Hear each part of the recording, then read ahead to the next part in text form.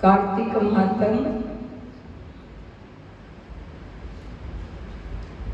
नैमिषारण्य तीर्थ में श्री सूत जी महाराज जी 88,000 शौनकादि ऋषियों से बोले, अब मैं आपको कार्तिक मास की कथा विस्तार से सुनाता हूँ, जिसे सुनकर मनुष्य सब प्रकार के पापों से छूटकर अंत समय में वैकुंठ को प्राप्त होता है।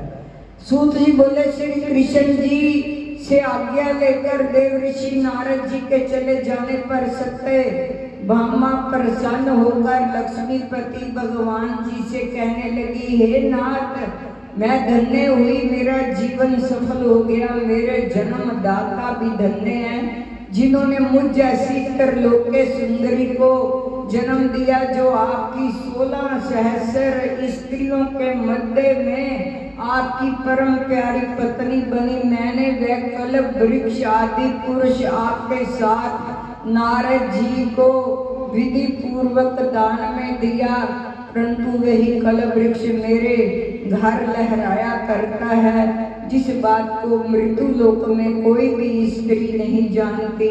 हे त्रिलोकीनाथ, मैं आपसे कुछ पूछना चाहती हूँ, आप मुझे विस्तार पूर्वक कार्तिक महात्म की कथा सुनाओ, जिसको सुनकर मेरा हित से तथा जिसके करने से कल्प पर्यंत भी आप मुझसे विमुख ना हो।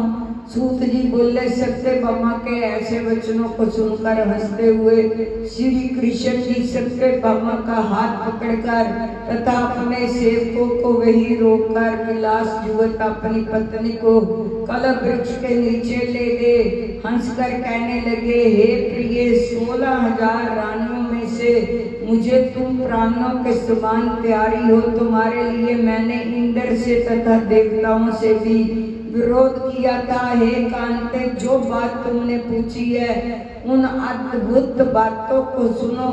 सूत जी बोले, एक दिन श्री कृष्ण भगवान ने सत्यभामा की प्रिय कामना के लिए गरुड़ पर सवार होकर इंद्र लोक जाकर कल्प वृक्ष मांगा। तब इंद्र के मना कर देने पर गरुड़ जी का इंद्र से घोर युद्ध हुआ और गोलोक में गरुड़ जी ने गौओं को युद्ध किया। गरुड़ जी की चोंच की चोट से उनके कान में पूंछ कट करके गिर पड़े। उनके रुद्र से 3 वस्तु उत्पन्न हुई, कान से तमाकू, पूंछ से गोभी और खून से मेहंदी। इन तीनों के प्रयोग करने से मोक्ष प्राप्ति नहीं होती। तब गौओं ने भी क्रोध में भरकर गरुड़ जी को मारा, जिससे उनके 3 पंख टूटकर गिर पड़े। इनके पहले पंख से नीलकंठ, दूसरे से मोर, तीसरे से चकवा चकवी उत्पन्न हुए। हे प्रिय, इनके दर्शन मात्र से शुभ फल की प्राप्ति होती है। ये सुनकर सत्यभामा बोली, हे प्रभु, मैंने पिछले जन्म में कौन कौन से दान व्रत व जप किए, मेरा कैसा स्वभाव था तथा मैं किसकी पुत्री थी, मुझे मृत्यु लोक में जन्म लेना पड़ा। मैंने ऐसे कौन से शुभ कर्म किए जिससे आपकी अर्धांगिनी हुई।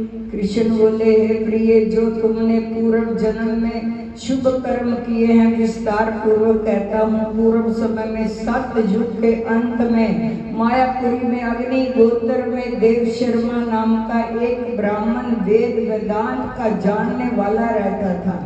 वह रोज अतिथियों की सेवा, हवन, सूरज भगवान की पूजा किया करता था। उसका तेज सूरज के समान तेजस्वी था। उसके वृद्ध अवस्था में गुणवंती नाम की कन्या हुई। उसका विवाह उस पुत्रहीन ब्राह्मण ने चंद्र नाम के अपने शिष्य के साथ कर दिया। चंद्र को अपने पुत्र के समान मानता हुआ चंद्र भी उसे अपने पिता के समान सम्मान देता था। एक दिन वे दोनों कुश और समिधा लेने के लिए वन में गए। हिमाचल की तलहटी में भ्रमण करते हुए उन्होंने एक राक्षस को आता हुआ देखा।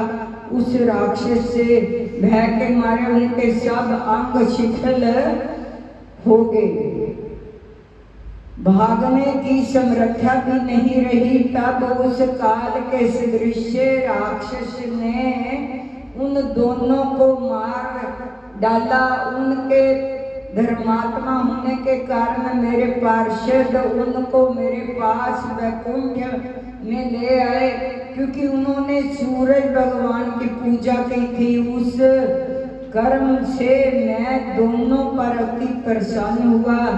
शिव, सूरज, गणेश जी, देवी, इन सब देवताओं की पूजा करने वाले सब स्वर्ग को प्राप्त होते हैं। मैं एक और हुआ भी काल और कर्मों के भेद से 5 प्रकार का होता हूँ।